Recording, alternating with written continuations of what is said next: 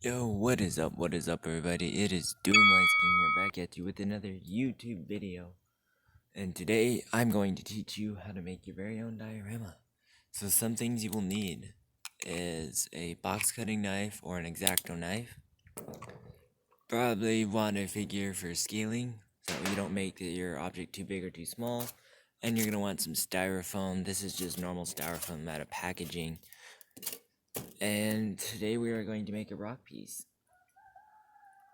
And you will also need a vacuum to clean up your mess.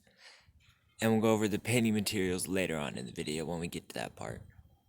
Just remember to take it with a grain of salt when you are making this. That this is my project. You can do whatever you want for yours, but for mine, I want it to be about waist high. He's gonna be ripping something out of the stone. So we're gonna go on ahead, and we're just gonna wiggle our knife around on this, and then you'll continue to all the way around until you cut all the way through it. Remember, we're doing rock work here, so just squiggle your cuts so they're uneven. Also, do not forget to vacuum, because that styrofoam can get everywhere. And here I'm just trying to separate the block and make it less dense. Okay, after you're done cutting out a part that you think you want, go ahead and take your figure and see if it is the correct size that you want it to be. So it's a little bit taller than what I would have hoped for. So we're gonna go ahead and cut it down, about down to here. Let's go ahead and do that. And now that we cut that down, we're gonna go ahead and take him and take a look and see if we like the size. So it looks like it's pretty close. So we want this rock to be holding one of our accessories. So we're gonna go ahead and jab it in there like so and see if we like it. So we definitely are liking it. Alright, so let's get to texturing the back because this is just way too flat to be a rock. Right here we're just gonna add some detail work, so just cut squiggly lines and zigzag patterns with your knife. Go over it with your pen to widen it if you want. Go ahead and cut off some corners with your knife. Stab the blade into it. Stab the blade into your styrofoam. Rip out to make just craters and holes. And just keep doing this until you're satisfied. So another thing you're gonna want is a piece of tin foil wrapped up into a ball. Then you're gonna take it on this flat edge here, and you're just gonna smash it into there and turn as you're doing it. And as you can see, it's texturing it a lot further. See, this is untextured, this is textured. It's really hard to pick it up on the camera, but it leaves behind one hell of a nasty texture. We did not want that, because that will make it harder for this thing to stand up now. Yeah, you just go around and you just do that. Go ahead and put some damage in there. Yeah.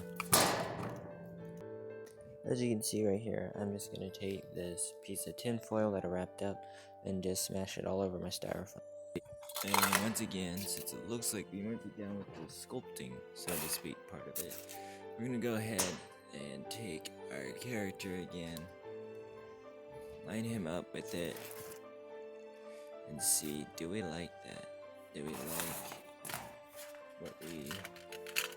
what our end game result has come out to be? A little accessory back in there. And I would have to say that yes, we were pretty happy with the results. So we're gonna go ahead and paint this up now. Okay, let's start with the painting. What things you will need? We'll obviously need some acrylic paints, brushes, preferably different size. Just makes detail work in the cracks and everything a lot easier if they're different size. Some kind of paper to paint on if you don't want to get your table all messy. I personally don't care if this table gets messy, but then my mom would kill me, so I don't want that. Some kind of paper towel or napkin. to dry your brush off on. A cup that I gotta fill up with water. And you're also gonna want Mod Podge. And Mod Podge is like $5 for 8 ounces. It protects the paint on your diorama or prop, whatever you want to call it. Pretty much the same thing. It protects the paint so it lasts longer, so it doesn't just wear off when you touch it with your fingers. I'd also like to add, try to paint more than one thing. Like I noticed a spare chunk for something also looks like a pillar, like the last project we did. So we're gonna go ahead and make another pillar at the same time as we're doing. But we gotta retexture this and everything. Quick thing I like to add, I forgot to say you need like some kind of plate to put your paint on to mix it and whatnot, all that stuff. Right here we're just adding the Mod Podge to all our styrofoam pieces. You don't need Mod Podge, but it helps protect your paint and make it last longer so you don't have to repaint so often. Then just start adding your black paint to as many of the cracks as possible, which is why it's nice to have different brush sizes. If you don't have different brush sizes, don't sweat it. It just takes more time. Or it's just harder to get that detail work in.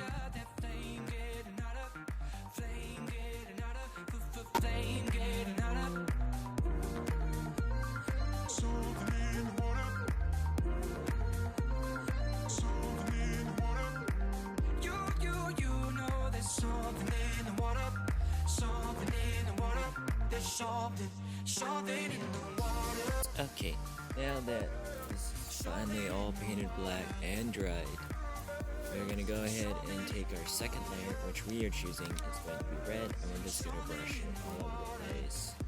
And you don't have, it's not as crucial to get every crack with your second layer. You can see I'm adding the red paint onto my rock. Don't worry about getting this in every single crack and crevice, it's just the black paint that you really got to worry about. This part isn't as crucial to get it everywhere. Feel that love, can you feel that love? Feel that love, it's unconditional. Feel it up, go and feel it up. Feel it up, something spiritual. You know there's something in the water. Something in the water, something in the water. You got that flame getting hot up. Flame getting. Remember in this video we were doing two, so we're gonna go ahead and add some brown paint to this piece. What's up everybody? We are back with day 2 of doing this. Just gonna take a brush, some white paint with a dry brush, and we're just gonna apply it all the way around to give it that weathered look, and then we'll be done. Right here we're just taking a complete dry little brush and adding white paint, and then taking a bigger brush to help spread it more evenly. It just doesn't look as nice with the small brush spreading it, in my opinion, just because there's just too much globs of white. It doesn't look as a weathered look, which is what we're trying to go for. Of course, if the only thing you have is a small brush, you can make do. It just takes longer to do without the big brush. And there we go, the piece is almost done. All you gotta do is add this little bugger.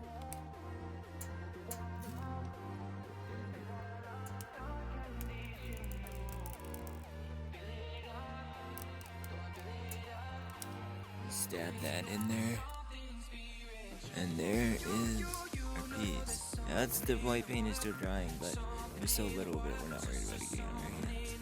Remember, leave a like if you like this, leave a comment, subscribe, and share this video with anyone you think would be interested. And feel free to share my channel with anyone you think might like my stop motions or just like stop motions in general. Well, that's it everybody. Peace out.